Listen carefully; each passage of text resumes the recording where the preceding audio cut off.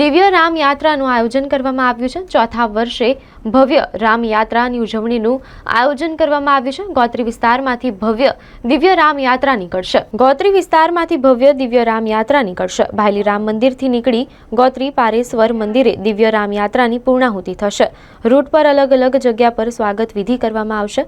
રામ ભક્તો આ યાત્રામાં જોડાય તેઓ માટે છાશ વિતરણ, ઠંડા પાણીની વ્યવસ્થા કરવામાં આવી છે। આ દિવ્ય રામ યાત્રામાં ખાસ આકર્ષણનું કેન્દ્ર બાહુબલી હનુમાનનું થશે। દિવ્ય રામ યાત્રામાં ડીજેના તાલે રામ ભક્તો ઝૂમી ઉઠશે। દિવ્ય રામ યાત્રાનું આયોજન વોર્ડ નંબર 10ના કોર્પોરેટર ઉમંગ બ્રહ્મ ભટ્ટ દ્વારા તેમજ દિવ્ય ફાઉન્ડેશન તથા ભાયલી બજરંગ ક્રિકેટ એસોસિએશન તથા ગોત્રી વાસના ભાયલી ગણેશ મંડળો આ યાત્રામાં જોડાશે।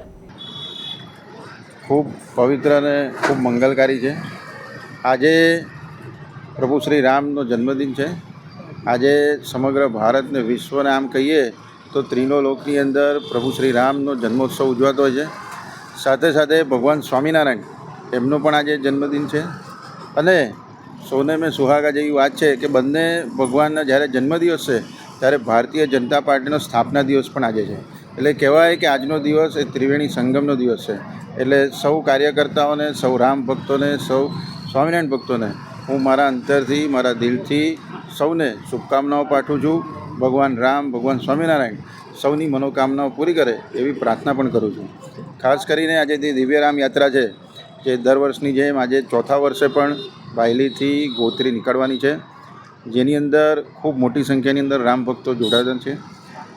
સાથે સાથે જે રૂટ છે એ રૂટની અંદર જે રામ ભક્તો જોડાશે, જે પણ દર્શનાર્થે આવશે એમના માટે વિવિધ મંડળો દ્વારા, વિવિધ રામ ભક્તો દ્વારા ત્યાં છાશ, શરબત, પાણીની વ્યવસ્થા કરી છે। અમારા મંડળને અમારી ટીમ દ્વારા પણ જે યાત્રા છે એની અંદર 5000થી પણ વધારે પાણીની બોટલોની વ્યવસ્થા છે, નાસ્તાની વ્યવસ્થા છે, રામનવમી હોવાથી ફલહારની વ્યવસ્થા છે, લોકોને ફરાળી પણ આપવામાં આવશે। વિવિધ જગ્યાઓ પર સ્વાગત થવાના છે અને ગોત્રી ગામે પારેશ્વર મહાદેવ મંદિરે આ રામયાત્રા મહાઆરતી સાથે પૂર્ણ થવાની છે। રામયાત્રામાં શું ખાસ રહેવાનું છે? આ રામયાત્રાની અંદર ગઈ વર્ષની જેમ પણ બાહુબલી હનુમાન એક આકર્ષણનું કેન્દ્ર રહેશે। જ્યાં રામ હોય ત્યાં હનુમાન હોય જ છે અને હનુમાન વગર રામ શક્ય નથી, રામ વગર હનુમાન શક્ય નથી। એ બંને એકબીજાના પર્યાય છે। એટલે ખાસ ભગવાન રામની સાથે હનુમાનજી દાદા પણ આવવાના છે અને સમગ્ર વિસ્તાર આજે રામમય થવાનો છે। તો આપના માધ્યમથી વડોદરા શહેરના સૌ નાગરિકોને આ દિવ્ય રામયાત્રામાં જોડાવા માટે હાર્દિક અભિનંદન પાઠવું છું, પ્રાર્થના કરું છું કે આપ સૌ આમંત્રિત કરું છું કે આપ સૌ ભગવાન રામની આ દિવ્ય રામયાત્રામાં મોટી સંખ્યામાં ઉપસ્થિત રહો। ક્યાંથી આ યાત્રા શરૂ થશે, ક્યાં આગળ પતવાની? દર વર્ષની જેમ આ વખતે ભાયલીથી યાત્રા નીકળવાની છે, પણ વાસણા બ્રિજ બનવાના કારણે રૂટ ટૂંકાવેલ છે। એટલે ભાયલી ગામથી યાત્રા નીકળી નાયરા પેટ્રોલ પંપ થઈ, બ્રાઇટ સ્કૂલ થઈ, પંચમુખી હનુમાન થઈ, ડાબી તરફ વળી નીલાંબર સર્કલ આવશે।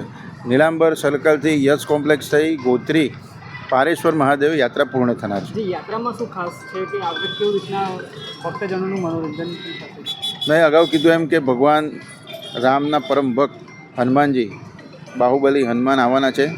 જે એમના કરતબ છે જે ગયા વર્ષે પણ કર્યા હતા એની અંદર પણ થોડો વધારે રીતે મનોરંજન કરી શકે એ પ્રકારનો પ્રયાસ છે। ગરમી પણ છે, ભક્તજનોને શું સંદેશ આપશો? હું આપના માધ્યમથી જે પણ રામ ભક્તો આવે એ પોતાની કાળજી રાખે, પોતાનું ટોપી ખાસ પહેરે। જો ગરમીની અંદર આવે તો પાણીની વ્યવસ્થા અમે કરી છે, શરબતની વ્યવસ્થા છે, છાશની વ્યવસ્થા છે।